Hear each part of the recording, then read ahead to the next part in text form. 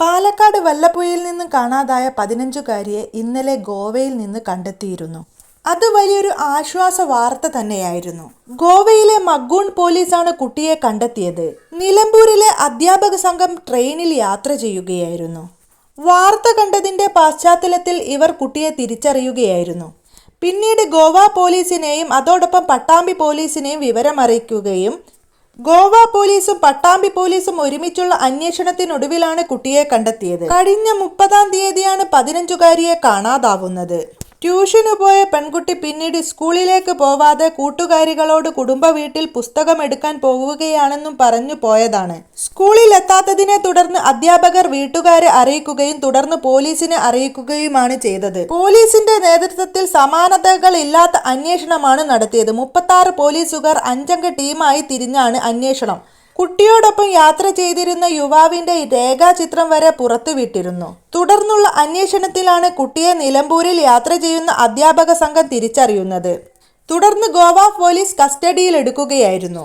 പർദ്ദ ധരിച്ചത് കൊണ്ടാണ് കുട്ടിക്ക് ഗോവ വരെ എത്താൻ സാധിച്ചത്. കറുത്ത പർദ്ദ ധരിക്കുകയും മുഖം മറയ്ക്കുകയും ചെയ്തിരുന്നു.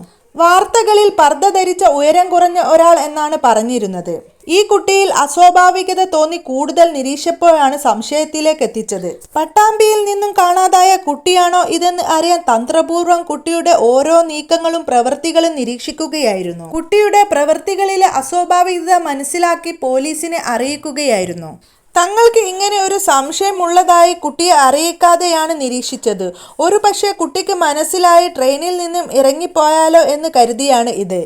ഏതായാലും കുട്ടിയെ കിട്ടിയെന്നൊരു ആശ്വാസ വാർത്തയാണ് നമുക്ക് കിട്ടിയത്.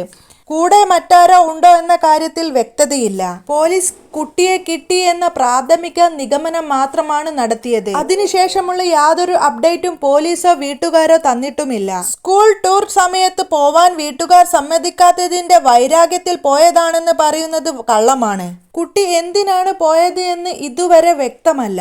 അതുവരെ പോലീസോ വീട്ടുകാരോ വ്യക്തമാക്കാത്ത സാഹചര്യത്തിൽ അത്തരം കാര്യങ്ങൾ പടച്ചുവിടുന്നത് തെറ്റാണ്.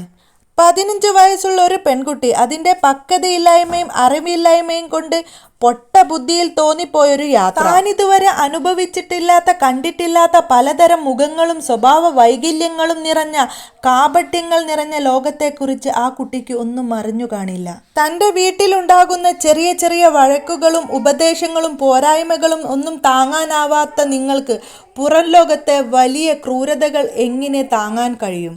12, 13, 15, 20 വയസ്സുകളൊക്കെയുള്ള ആൺകുട്ടികളായാലും പെൺകുട്ടികളായാലും നിങ്ങൾ വീട്ടിൽ നിന്ന് ചെറിയ ചെറിയ കാര്യത്തിന് വീട്ടിൽ നിന്നും ഇറങ്ങുമ്പോൾ നിങ്ങൾക്കറിയില്ല പുറം ലോകങ്ങളെക്കുറിച്ച്. അവിടെ നിങ്ങളെ കാത്തിരിക്കുന്ന പലതരം കെണികളെക്കുറിച്ച്. ഒരുപക്ഷെ നിങ്ങൾ കണ്ടതും കേട്ടതുമൊന്നും ആയിരിക്കണമെന്നില്ല അനുഭവിക്കുമ്പോൾ. 3-4 മാസങ്ങൾക്ക് മുമ്പ് എൻ്റെ ഉമ്മ വീടിനടുത്ത് 2 പെൺകുട്ടികൾ തമ്മിൽ ഒളിച്ചോടിയിരുന്നു. 16ഉം 17ഉം വയസ്സുള്ള പെൺകുട്ടികൾ, +1-ൽ പഠിക്കുന്ന പെൺകുട്ടികൾ. ഇവർ ലെസ്ബിയൻ ആയതുകൊണ്ട് പോയതല്ല, വീട്ടു പ്രശ്നങ്ങൾ കൊണ്ടാണ്. സ്വന്തം പ്രസവിച്ച ഉമ്മയാണ് പ്രശ്നക്കാരി. ഉമ്മ വല്ലാതെ വഴക്കു പറയുന്നു, വീട്ടിലെ ജോലികളൊക്കെ ചെയ്യിക്കുന്നു, ഒരിക്കലും റെസ്റ്റ് ഒന്നും തരുന്നില്ല. തൊട്ടതിനും പിടിച്ചതിനൊക്കെ ഉമ്മ വഴക്ക് പറയാണ്. അപ്പോൾ വീട്ടിൽ നിൽക്കാൻ പറ്റുന്നില്ല. കുട്ടികളുടെ സമാധാനം കെടുത്തുന്നു. ഇനി എന്ത് ചെയ്യും? 2 പേരും തുല്യ ദുഃഖിതരാണ്. ഇവർ കൂട്ടുകാരോടൊക്കെ ഇതിനെക്കുറിച്ച് സംസാരിക്കും. വീട്ടിലേക്ക് പോവാൻ പറ്റുന്നില്ല. ഉമ്മ വല്ലാതെ ശല്യം ചെയ്യുന്നു. ഉമ്മ എല്ലാ കാര്യത്തിനും ഇടപെടുന്നു. ഉമ്മ എല്ലാത്തിനും പറയുന്നു. എന്താണ് ഇതിനൊരു സൊല്യൂഷൻ? ഇങ്ങനെ ജീവിക്കാൻ പറ്റുന്നില്ല, എന്തെങ്കിലും കണ്ടെത്തിയേ പറ്റൂ. അപ്പോൾ പുറത്ത് മറ്റൊരു കുട്ടി പറഞ്ഞു കൊടുത്തു, നിങ്ങൾ എവിടെയെങ്കിലും പോയിട്ട് ജീവിക്കൂ, ഇവിടെ നിന്നല്ലാതെ എവിടെയെങ്കിലും പോയിട്ട് പണിയെടുത്തെങ്കിലും ജീവിക്കൂ, അങ്ങനെ നിങ്ങൾക്ക് സ്വസ്ഥതയുണ്ടാവും. പക്ഷേ അതെങ്ങനെ? ഞങ്ങൾ 2 പെൺകുട്ടികളല്ലേ, അതൊക്കെ സാധ്യമാകുമോ?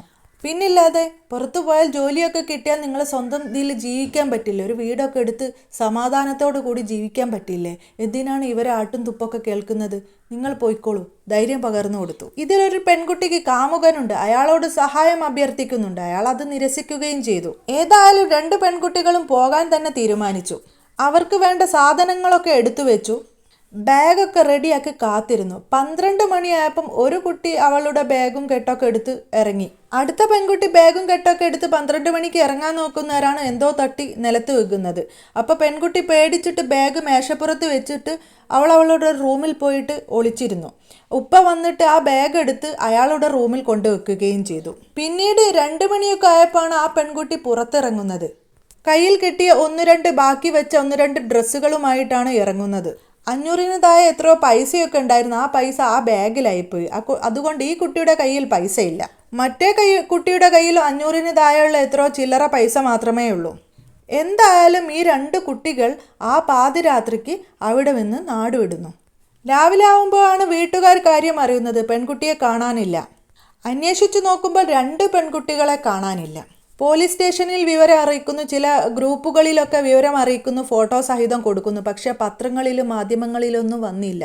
അന്ന് വൈകുന്നേരം എറണാകുളത്ത് നിന്ന് ഈ കുട്ടികളെ തിരിച്ചു കിട്ടുകയും ചെയ്തു. അവർ പറഞ്ഞ കാരണം ഉമ്മ കാരണം, 2 വീട്ടിലെ ഉമ്മ കാരണമാണ് ഈ കുട്ടികൾ പോയതെന്നാണ്. രണ്ടാനമ്മയൊന്നുമല്ല, സ്വന്തം പെറ്റുമ്മ കാരണം. ഒരു പെൺകുട്ടിക്ക് ഉപ്പയും ഉമ്മയുമുണ്ട്. ഒരു പെൺകുട്ടിക്കാണെങ്കിൽ ഉപ്പ വേറെയാണ്, ഉമ്മ 2ാമത് വിവാഹം കഴിച്ചതാണ്. അയാളുടെ കൂടെയാണ് ഉമ്മയും ഇവളൊക്കെ താമസിക്കുന്നത്. മറ്റു കുട്ടികളുമുണ്ട്, 5 കുട്ടികൾ വേറെ ഉണ്ട്. പക്ഷെ അവിടെ നോക്കണം, 2ാം അച്ഛനെ കൊണ്ട് യാതൊരു ശല്യവും ഈ പെൺകുട്ടിക്കില്ല. പക്ഷെ സ്വന്തം ഉമ്മയെ കൊണ്ടാണുള്ളത്.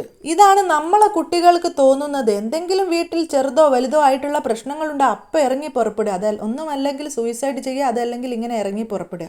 ഷെഹന ഷെറിൻ്റെ കാര്യത്തിൽ എന്തിനു പോയി എന്നതിൽ വ്യക്തതയില്ല. കൂടെ ആരോ ഉണ്ടോ എന്നതിലും വ്യക്തതയില്ല. ഒരു പെൺകുട്ടിക്ക് ഒറ്റയ്ക്ക് എത്ര ദൂരം വരെ പോകാൻ പറ്റും? അത് എന്തോ ആകട്ടെ, അത് നമ്മൾക്ക് ഇവിടെ വിടാം. അവൾക്ക് ഉമ്മയില്ല എന്നും ഉമ്മ മരിച്ചു പോയതാണെന്നും ഉപ്പ വേറെ വിവാഹം കഴിച്ചതാണെന്നൊക്കെ പറയുന്നുണ്ട്. വീട്ടിൽ എന്തെങ്കിലും പ്രശ്നങ്ങൾ ഉണ്ടോ എന്നൊന്നും വ്യക്തമല്ല.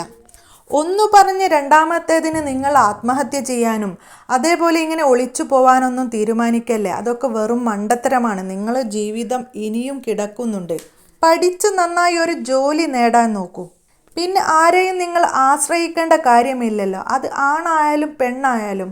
ഒരു തകർച്ച പറ്റിയെന്ന് വിചാരിച്ച് അത് എല്ലാ കാലവും തകർച്ചയിലല്ല മുന്നോട്ട് പോകും. ഒരു നല്ല കാലവും നമുക്ക് വരും. അതുവരെ കാത്തിരിക്കാനുള്ള ഒരു ക്ഷമ നിങ്ങൾക്കുണ്ടാവും. പിന്നെ മാതാപിതാക്കൾ അറിയാൻ കുട്ടികളെ നിങ്ങൾ ചെറുപ്പം മുതലേ നിങ്ങളെ കഷ്ടപ്പാടുകൾ അറിഞ്ഞു വളർത്തുക. എല്ലാ കാര്യങ്ങളും ചെയ്തു കൊടുക്കും. പിന്നെ ഒരു ചെറിയൊരു വിഷമം വരുമ്പോൾ അവർക്ക് താങ്ങാൻ പറ്റുന്നില്ല, അവർക്കിതൊന്നും അംഗീകരിക്കാൻ പറ്റുന്നില്ല. അവർക്ക് നിങ്ങളെയും സമൂഹത്തെയും മനസ്സിലാക്കാനും പറ്റുന്നില്ല. അവർ സമൂഹ മാധ്യമങ്ങളിലൂടെ പ്രചരിപ്പിക്കുന്ന പല വീഡിയോകളിലും കാണുന്നതെല്ലാം സത്യമാണെന്ന് വിശ്വസിക്കുന്നു. കുട്ടികൾക്ക് ആവശ്യം സ്നേഹവും പരിചരണവുമാണ്. അവർക്ക് സംസാരിക്കാനുള്ള ഒരു വേദി നിങ്ങൾ ഒരുക്കി കൊടുക്കൂ. നിങ്ങളോട് എന്തും സംസാരിക്കാൻ അവർക്ക് പറ്റണം. അതിനുള്ള സ്വാതന്ത്ര്യം നിങ്ങൾ കൊടുക്കണം. അങ്ങനെ കൊടുക്കുന്നില്ലെങ്കിൽ അത് കിട്ടുന്നിടത്തേക്ക് അവർ പോകും. അത് കൊടുക്കാൻ തയ്യാറാകുന്നവർ നിങ്ങളെപ്പോലെ ആയിരിക്കില്ല. നിങ്ങളെപ്പോലെ സ്നേഹവും കരുതലും ഒന്നും അവർക്കുണ്ടാവില്ല. അവർക്ക് ആവശ്യം മറ്റു പലതുമായിരിക്കും. പക്ഷെ അത് ഇവർ അറിയുന്നില്ല. നിങ്ങളുടെ കുട്ടികളെ നിങ്ങൾ തന്നെ സംരക്ഷിക്കൂ, മനസ്സിലാക്കൂ, സ്നേഹിക്കൂ.